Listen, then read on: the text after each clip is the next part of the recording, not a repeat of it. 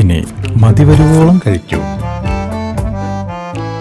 The salt restaurant, Panampilly Nagar, Kakkanad, Thoppumpady. Marthamariyam public സ്കൂളിലെ കുട്ടികൾ ലഹരിക്കെതിരെ ദൃശ്യാവിഷ്കാരം നടത്തി.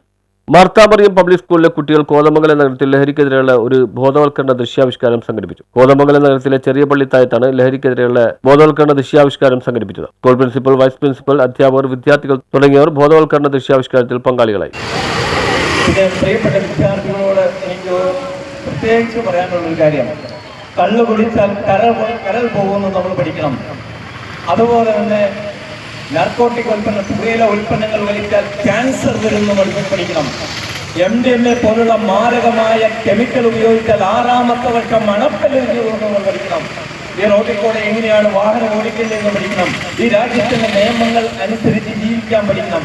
ഇത് ഒരു മൂല്യമായിട്ട് തന്നെ പഠിക്കണം. വിദ്യാഭ്യാസം പാഠ്യപദ്ധതി മാത്രമല്ല, പാഠ്യേതര പദ്ധതി അതിനപ്പുറമായിട്ട് നിന്നുകൊണ്ട് ഒരു സംസ്കാരം കൂടി വളർത്തിയെടുക്കണം എന്ന് മാത്രം പറഞ്ഞുകൊണ്ട്, കരട് പങ്കിടാൻ വയ്യന്റെ പ്രണയമേ പകുതിയും കൊണ്ടുപോയി ലഹരിയുടെ പക്ഷികൾ എന്ന ഒരു അയ്യപ്പന്മാരുടെ ഒരു 2 വരി പറഞ്ഞുകൊണ്ട് ഈ ക്യാമ്പയിന്റെ എല്ലാവിധ അനുഗ്രഹങ്ങളും നേർന്നുകൊണ്ട് നിർത്തുന്നു. നന്ദി, നമസ്കാരം.